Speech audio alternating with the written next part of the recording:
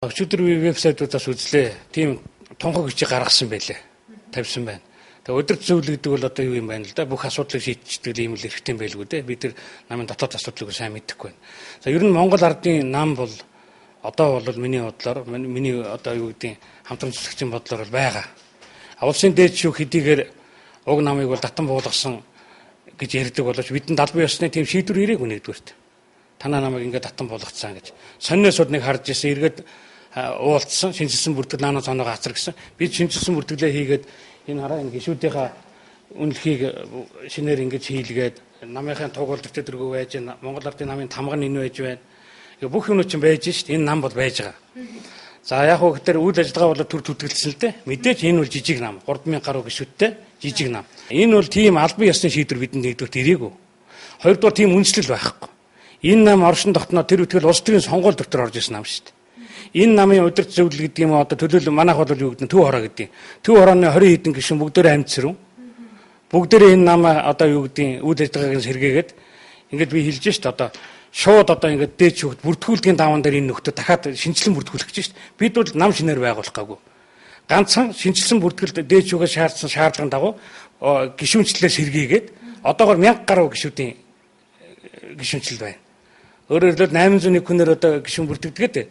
Тэгвэл бидэнд одоо шинжилсэн бүртгэлд бүртгэгдсэн 1500 гаруй хүмүүсийн нэрс байна шүү дээ. Тэгээд одоо яг хөө гэхээр энэ бүх юмуд байж шүү дээ. Тий. Энэ одоо ингээд Монгол ардын нам гишүүдийн одоо юмуд байж байгаа, үнэлэхнүүд байж chcэтэй байна. За энд бол яг хөө гэхээр Монгол ардын намын тамга байж байна, тийм ээ? Энэ Монгол ардын намын тугн байж байна. Жижигч нэг нь опс нь байж байна. Бид ингэ явж яхад одоо хайшаа Монгол ардын хувьсгалд бүх юмыг л одоо өмчлөсөн юм болсод бол таарж шít. Бидэнтэй ярьдаг юм байхгүй, хэлсэн ч юм байхгүй нэг мэдсэн вебсайтнаас яг нарийн ээр бол миний журмын нөхдүүд мэдээж над руу хэллээ. Өө инхэм энэ одоо цаан чи бүх юм чинь цаан чи хувьсгалд нам одоо ингээд гортог татсан юм л байх шиг байна гэж. Ирмэлц 10 зүйл гээд би энд нэг товчхон түүх ярмаар байна. Монгол ардын нам уул нь бол энэ хувьсгалд намынхны нэрлэл яриад байгаа чинь бол хотлоо юм шүү дээ. Түүхээс гажидیں۔ Тухайлбал юу хэлэх гээд нэг бол 1921 оны 3 сарын 1-нд энэ нам байгуулагдаагүй юм. 1920 оны 6 сарын 25-нд хүрээний 3 бүлэг гээд бид бүгдний мэдэн түүхийн хичээл үзчихсэн те. Тэгж байгуулагдсан нам юм шүү дээ. 6 сарын 25-нд анх байгуулагдсан. 3 сарын 1-нд бол социнтээр нь энэ комментэрний шууд нөлөөтэйгээр хуралдаан 3 дугаар бүгд хурал болол тэр 3 дугаар бүгд хурал гэдгээсээ яасан гэхээр Монгол ардын намыг одоо шинжилсэн одоо юу гэдэг. Тэгээд төрсний хэмшил одоо ингэ яриад байгаа шүү дээ. Тэгээд 3 сарын 1-нд Монгол ардын хувьсгалд нам энэ Монгол ардын намын одоо юу гэдгийг анх байгуулагдсан өдөр намын анхны баяр энэ гэдэг хотлоо 6 сарын 1920 оны 6 сарын 25-нд байгуулагдсан нам. Түүхээр бол. За нэг хоёр ихтер энэ Монгол ардын нам гэдэг чинь улсын дээд шүүх хүлээн зөвшөөрөөд өөрөөр хэлбэл 20-с 24 оны хооронд Монгол ардын нам байсан юм байна. Ингэж байж байгаа социнтээр нь комментэрний нөлөө ороод энэ үйлдвэрдээсөө үжил бодол эрмэлзэх 10 зүйл гэдгээс ухраад шал өөр нам болцсон байна гэдгийг хүлээн зөвшөөрсний үдэн дээрс Монгол ардын нам гэдэг батламжийг өгсөн байгаа шүү дээ. Шүүхийн шийдвэрээр, улсын дээд шүүхийн шийдвэрээр Монгол ардын нам байгуулагдсан гэсэн 92 шинжилэн байгуулагдсан. За тэгээ би та бүхэнд хэлье. Энэ жишээ нь 1999 оны бичиг байж байна. Монгол улсын дээд шүүхэд тэгээ энэ одоо юу гэж энэ намын нэрийг манай намаас өөр намд өгж болохгүй шүү энэ энийг танаас тэр юунтаа оруулнаж инх төвшин даргын гар үсгтэй. Инх төвшин дарга гэхэд хувьсгалд намын ерөнхий нарийн бичгийн дарга байсан. За энэ яагаад ингэж энийгвэл Монгол ардын нам ер нь энэ залгам чанарын бодсон ч тэр Монгол ардын намыг хувьсгалд намтай нийлүүлсэн зүг юм байна. За тэр үед чинь юм бэлээ шүү дээ. Монгол ардын хувьсгалд нам маань сөрөг хүчин байл. Сөрөг хүчин байсан учраас яг хөтөр ард түмний талд их зөвлөлд огордог ийм осод байлаа шүү дээ. Тухайлаад тодорхой хэлэх юм бол талигч инвест дарга үнэхээр зөв байр суурьтай байсан. Тэгээ бид бол яг хөтөр энэ Монгол ардын намын ууг намын нэрийг Монголын ууг намын нэрийг хувьсгалд намд нөгчиё. Ердөөс энэ нөгсөн зүйл юм байна гэд эднийхэнтэй нэгдэх ийм юунууд хийсэн. Монгол ардын нам хувьсгалд намын хамтарсан ажлын хэсгийн протокол гэдэг. Энд ч бол яаж энэ хоёр намыг нэгдэх нь бүх л юмнууд байна. Энэ одоо улсын хурлын дарга Дэмбэрэл энэ далай хөө дорд дэрэм гэдэг энэ усууд гар шилж орсон байх чинь тий. Ингээд баталгаажуулаад ингэсэн энэ асуудал байж байна. Энэ манай одоо юу гэдгийг төв хорооны гишүүд гэж байгаа зү. Зөвшөөрсөн энэ 22 төв хорооны гишүүн байдаг. Эдний гар үлийн өсгөн байна.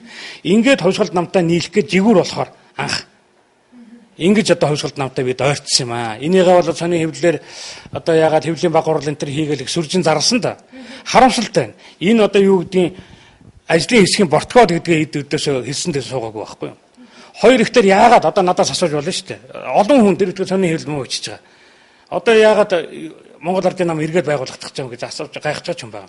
Тэр нь ямар ч үтэйгвэл хувьсгалт нам манай эргээд өстой арай дэндүү бодлоо шүү дээ. Энэ төрийн эрхийг барьж гэн юу хийж гэнэ эдгэр нь. Тэр үтгээр гарцсан төрийн хуулийг өөрсдөө батсан их хурлын гишүүд нь баталсан хуулийг хэрэгжүүлдэг ийм л улс төрийн болон хүчин болж хувирлаа шүү дээ. Албан тушаалын 8 газар авлаа. Энэс чинь болоод яах вэ? Ердөөсөө энд эднийтэй ингэж намаа саармжуулсан буруу юм байна. Эргүүлээд намаа одоо эргээд сэргээгээд байгуулъя. Сэргээд шүү. Шинээр гэж яриаггүй байна. Эргээд шинжилсэн бүртгэлдээ бүртгэгдээ гэд бид яаж гинөө 1500 гаруй хүнээ бүртгэгдсэн үнэлэх тэмдэг бүх юмудаа тараагаад одоо яах юм би 1500 хүнээ аваад талбай дээр гаргахыг уриалж гинөө эдний намыг эсэргүүцээд тийм л хэмжээнд хүрж шít. Тэгэхээр ер нь ингэдэг юм байна л да. Бүхэл бүтэн улс төрийн нам байгуулах. Улс төрөөр занмаалах үтэй хэл зүгээр жирийн нэг айлыг авч явах. Жирийн нэг албыг авч явах өдөр хүний ноён нуруу хэрэгтэй. Тухайн үедээ хувьсгалт намын удирдлагууд би дахиад автаад хэлье. Тухайлбал иниш дарга талигч бурхан болцсон байна. Энэ улсууд бол яах вэ? Үнэхээр байр суурьтай сайхан байж чадсан юм аа. Одооны энэ шалдар валдар гэж хэлнэ би. Шодуухан хэлнэ. Энэ шалдар валдар улс төрчидтэй адилхан. Ердөөсөө юу гэдгийг намын нэрээр бизнес хийж, намын нэрийг тухан дээрээ нааж, ингэж манддаг, ингэж одоо юу гэдгийг улс орны ашигаас илүү өөрсдөө ашиг боддог ийм улс төрчид бол байгаагүй энэ тухай үед. Тэгээд ч одоо энэ хараа юу яасан бэ шүү дээ. Монгол Ардын хувьсгалт нам Монгол Ардын намын дарга ерөнхий найрамчийн дарга нэр уулзалтын протокол гэж ийм хийгээд энийгээ өөр ингээд тараа 4 хуудсан байгаа. Тэгээ энийгээ ингэж баталгаажуулаад тийм ээ.